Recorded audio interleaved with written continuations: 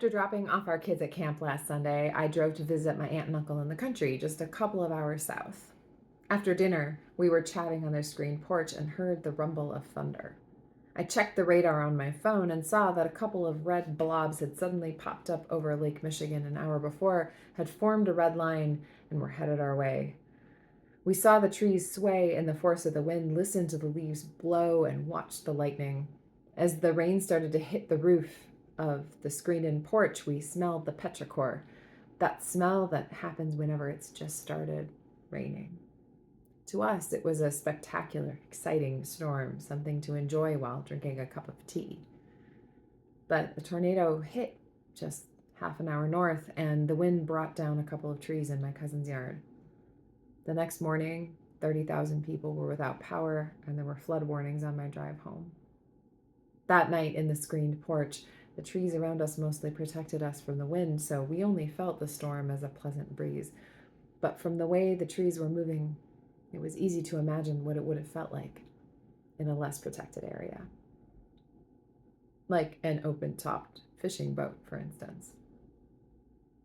The disciples had set out at night to reach the other side of the Sea of Galilee, which, like Lake Michigan, is also a freshwater lake. Of course, nighttime is the most dangerous time to make such a crossing. Navigation is difficult, and even experienced sailors wouldn't have been able to see a squall pop up in the dark. And in an open-topped fishing boat, there was no real protection. And Jesus was having an excellent snooze on a cushion, buffered by wind and pelted by rain. I can totally understand why the disciples were freaking out. Their teacher and friend did not seem to be in charge. He was not piloting the boat, but he was sleeping soundly. They wondered if Jesus even cared. We're in the midst of so many storms right now. Conflict rages in the Middle East and Ukraine and Sudan and Darfur, and if you even pay the slightest attention to the headlines, the suffering around the world is impossible to ignore. Our own country can't seem to talk about anything important anymore without making it a zero-sum game. We can't seem to find any common ground without feeling like one side must be losing and the other side must be somehow winning. Children and young adults are experiencing a mental health crisis that is filling emergency rooms and leaving parents and friends with nowhere to turn. The opioid epidemic is tearing through communities and ruining lives and relationships. Lord, do you not care that we are perishing? In the Gospel of Mark, Jesus seems to always be dealing with clueless disciples who just can't seem to understand who or where God is. Often, it can seem like these people who got to experience the presence of Jesus in their actual lives should have had a stronger faith than anyone. And yet, they were just as susceptible as anyone else to wondering where God could be in the midst of the storms they were experiencing. But what does it mean to have faith? Our American understanding of faith equates faith with belief, like if we believe the right things, then we have faith. But particularly in Mark, faith is dynamic. It comes and it goes. The disciples swing on a pendulum between faith, the Greek word pistis, and a lack of faith, the Greek word apistis. And Mark acknowledges that this is a normal part of anyone's relationship with God. Because especially in Mark, faith isn't about believing in the right checklist of things. Faith is much more about trust, about relationship. And in a world where headlines and social media clickbait are designed to keep us fearful and angry, trusting in anything or anyone is a huge ask. Faith seems like a fairy tale made for another time. In Mark, Jesus is the one who exemplifies the meaning of faith. Jesus, the one who trusted God so much that he could put his head on a cushion and fall asleep on a fishing boat in a storm. Jesus, who trusted God so much that he could cast out demons from the man in the Gerasenes. Jesus, who trusted God so much that he told the dead daughter of Jairus to stand up. Jesus, who trusted that death would not have the last word as he journeyed to the cross. Our American understanding of faith, so infused with the traditions of prosperity gospel and individualism, equates right belief with God's blessings, because if I believe the right things, then I can have control over whether God blesses me.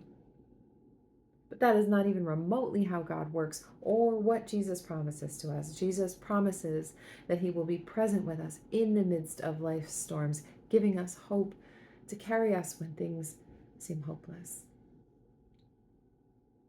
We only have a small part of Psalm 107 in today's text, but if you read the whole thing, you will see a pendulum swing between lament and hope.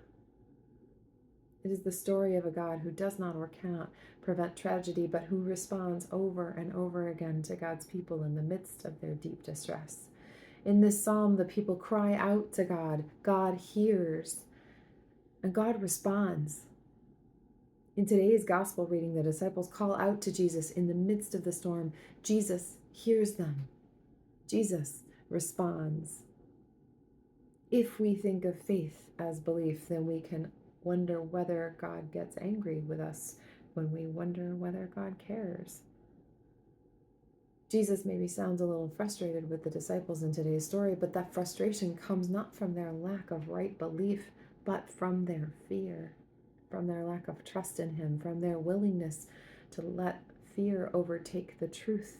They know that Jesus is indeed with them. Jesus trusts that God will lead him through this storm, and his faith leaves no room for fear. And Jesus is asking the disciples whether they understand who he is, and if they are ready to trust him, to follow him, to bear with one another as the waves get choppy. Our world is so stormy, and our boat seems so small.